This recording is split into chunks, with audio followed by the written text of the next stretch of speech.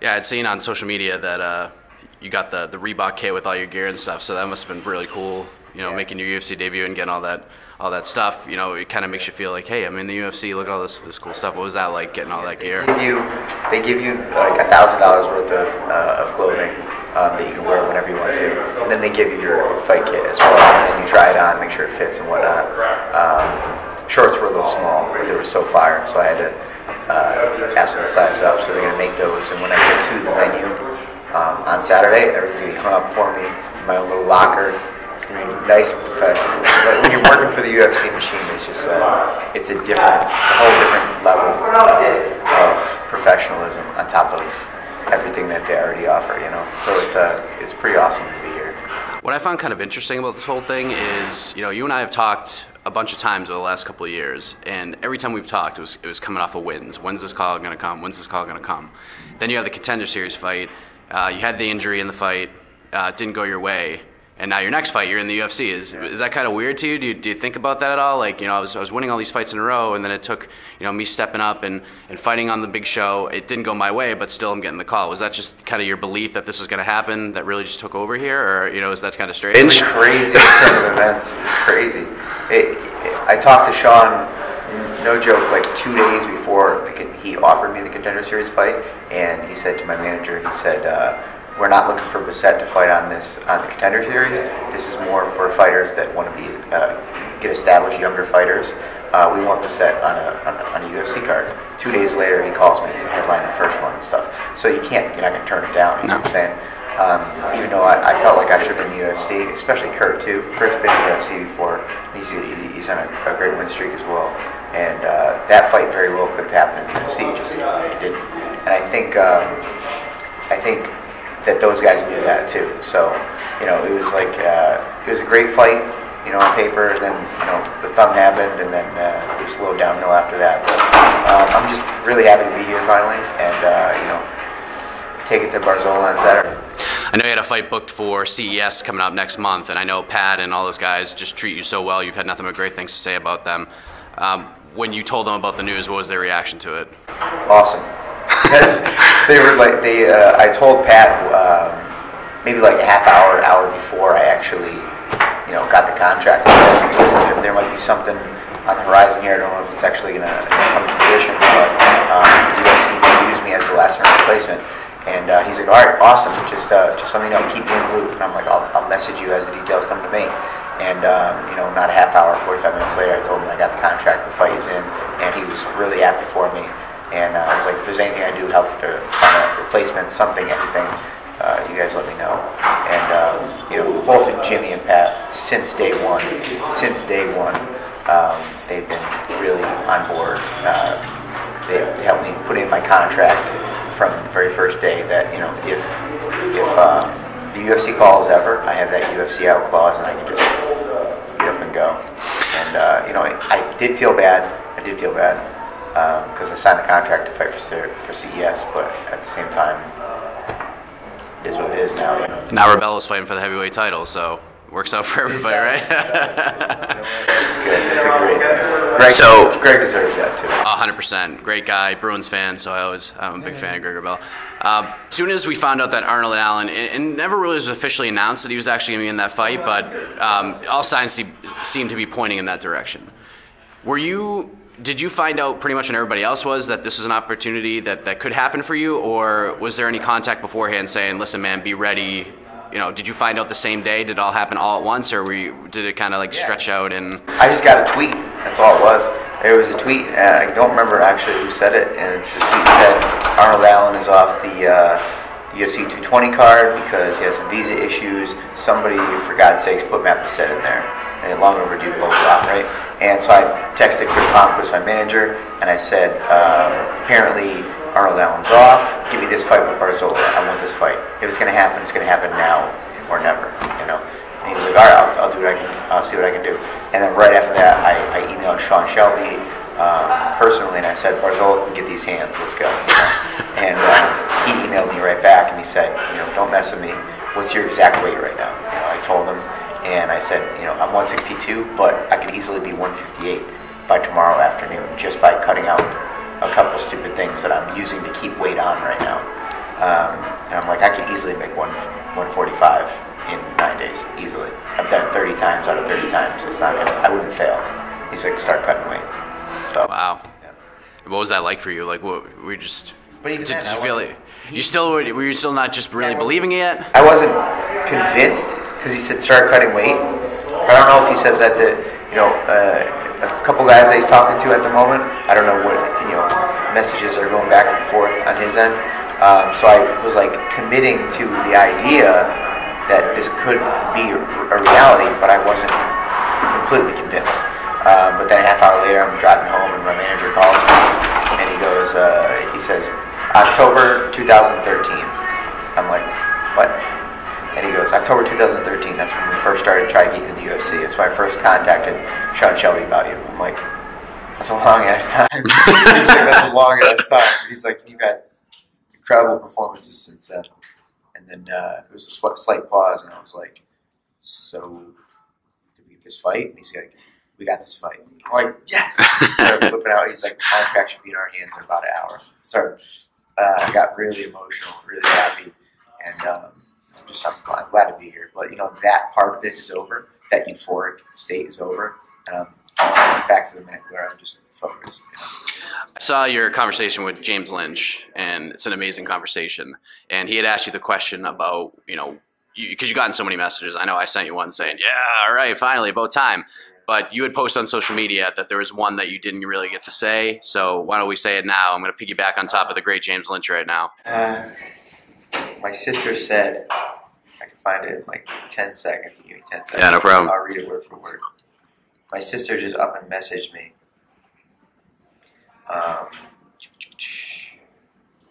On Facebook, she made a status. And she shared my Instagram post. She said, some people dream of growing up with a superhero, and I really did. And it was just really nice, That's your sister. But then you came back with a classic response. What did I say? On her thread? Yeah, because when you screenshotted it, you could see the comment. Because as soon as I saw that, I got brought back to like when I was 13 or 14 years old with my little brother. I remember like Christmas days where we got all the boxes of clothes, and they used to like put them on the floor, put them on the bed, and start powerbombing them, razor's edging them on the like they were tables in ECW back in the day. So that was more meaningful in multiple ways for you, right? Said, I love you, Meg. You were my first training partner ever. All those rock bottoms, edges, and powerbombs under the couch. She would laugh the whole time and have fun with it and stuff. And my mom would always be like, stop powerbombing your sister. At least she was a good sport about it. She was 7 years younger than me, but she was like, Megan would follow me around everywhere. She would hold my pants and follow me around the house, because I was old enough to where I was like not a parental figure, but like to her it was like a big sibling, but like one that has that kind of, not control, but that parental figure type status, because I was 7 years older. But I was also young enough to also, be her best friend at times. So she like followed me around a lot, like walk around the house, joking around together. She, hold my hand and stuff like that, because she was at that age. But I was really close to her growing up. And then when I got a little older, after my brother stopped beating me up, we became like really close. So that's how it works out. Yeah. My move on my little brother was we had this downstairs area, and there was this one pole that stuck down. And I remember when Bret Hart used to put the figure 4 on Steve Austin on the pole, so I used to put that on my little brother, the pole. He brings that up all the time whenever he gets a chance.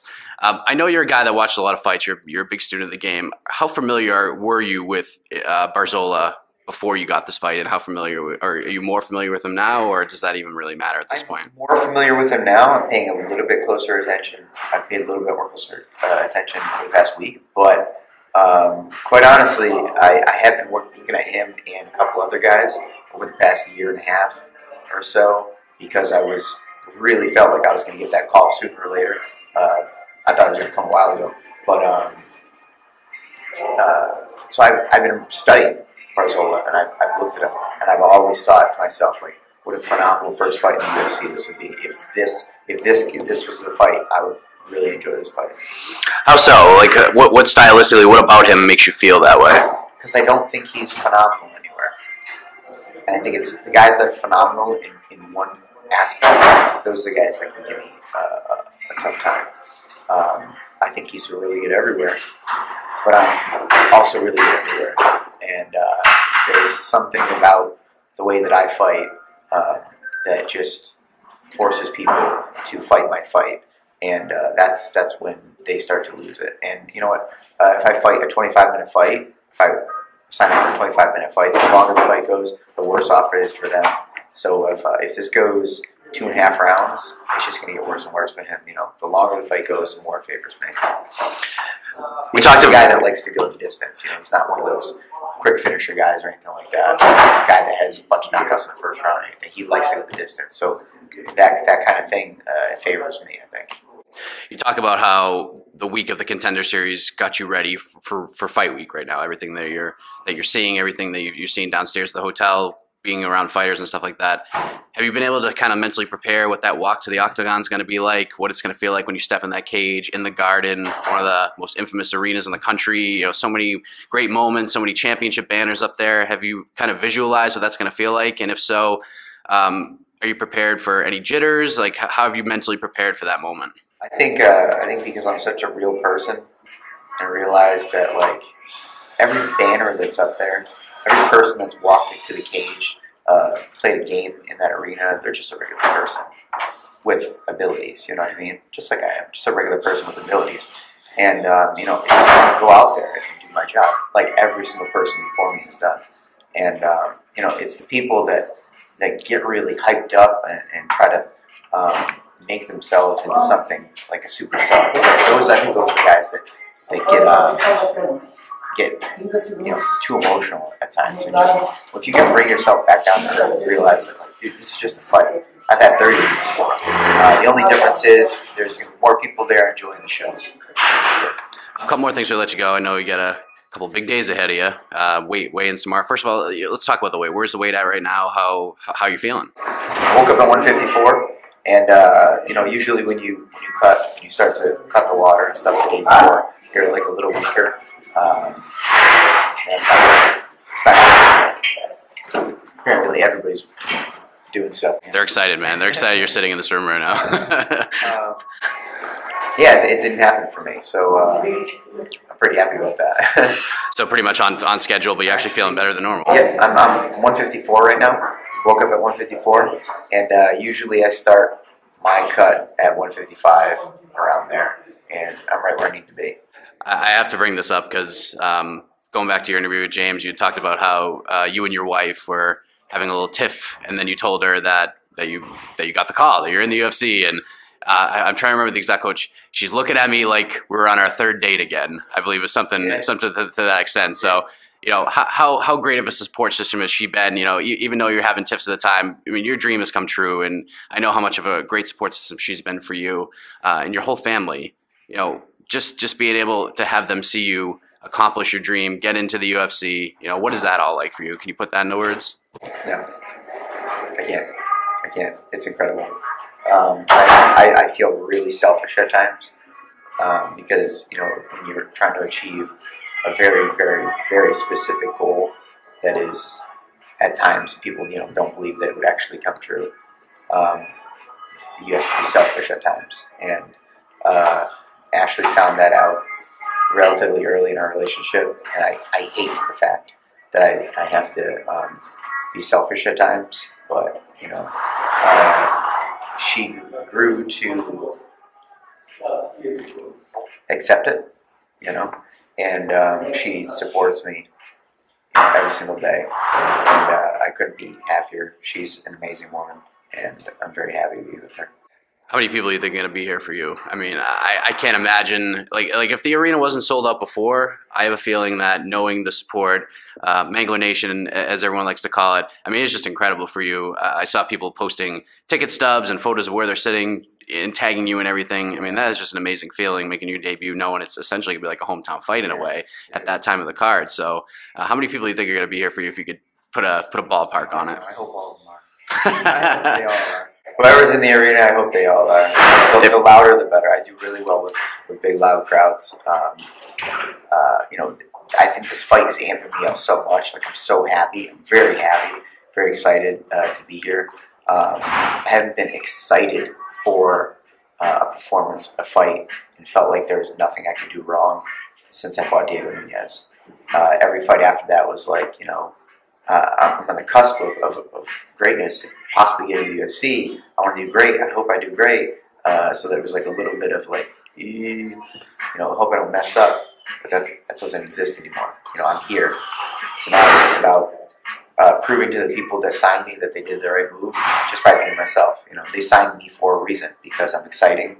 I get the job done. I finish fights, and I look sexy as fuck. So, you've taken quite the road. I saw a post you put on social media, just being really humble about the call, and you were talking about, you're giving advice to New England fighters, saying, listen, CES is a great place to fight. Reality fighting is a great place to fight. And I actually was there for the last card, and I saw you doing some cornering. You were sitting front row.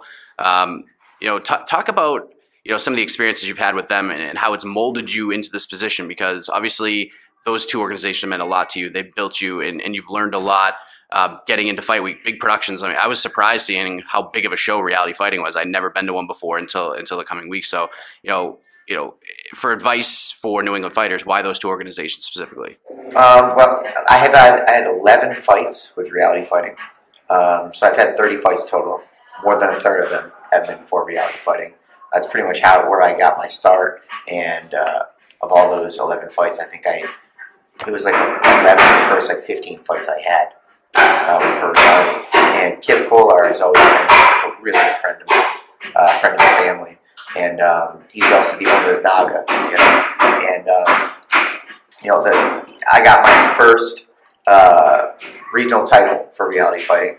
I had opportunity to fight at several different locations. One of them being Mohegan Sun for reality fighting, and Mohegan has a 10,000 seat arena. And when I fought Joe Proctor, when Gabriel Gonzaga fought Parker Porter, there were. Honestly, I think that place was filled. It was like when I fought Diego Nunez, like that many people there. It was a treat. It's all good. I had a great opportunity to fight for some good friends. Many fights with them. I grew pretty close to a lot of people that work there. And I think the most important thing was being able to fight in front of big crowds. Was huge. And CES doesn't have the big crowd thing, as big crowd, because they don't have that big arena, But CES, what they have is they have an amazing matchmaker. Pat Sullivan is second to absolutely nobody. Maybe you shouldn't be Sean Shelby. I'll know soon. But he's very good. He's very good. And both Jimmy and Pat are straight shooters. They're very likable guys. And I don't like the idea of dealing with somebody that is going to go behind your back ever, and that's not them. They would never do that. So working with them for them was a dream as well. Those are really good guys, and the fact that I was able to finish my regional career with the very best in the Northeast, and probably one of the very best outside of the UFC, I feel really appreciate it. Blessed to have that opportunity. All right, last thing, man, before we wrap up. What's the message for the fans? People who haven't seen you fight before, people who are on the cusp of heading to the arena early, because how those crowds are. But Boston usually turns out right off the bat for these cards. They usually fill the arena right away. So what's the message for the fans, the ones that are looking to get that 7-day subscription to Fight Pass? Like, what are they going to expect here? This is the headline fight for UFC Fight Pass. This is the one that's going to lead everything in there. You're in here for a reason, and they know that. What do they need to know about this fight? For the people in the Northeast, I don't have to sell myself anymore. I've done it 30 times, so they know. But you know what? Little history here. In 2010, I won the Northeast's Fight of the Year. In 2011, I won the Northeast's Fight of the Year. And in 2016, I won the Northeast's Fight of the Year. So out of all the thousands of fights that happened throughout those years, I won that honor 3 different times. And the men that I fought never won it before or after that. So, you do the math on that. I come to fight and I come to perform. And it's just the way that I fight. Everybody's going to be excited. Hopefully everybody's out of their seats. And hopefully you gained a new favorite fighter. All right, Matt, best of luck to you, man. I appreciate the time, and we'll see you on Saturday night. Thank you, man. Appreciate it.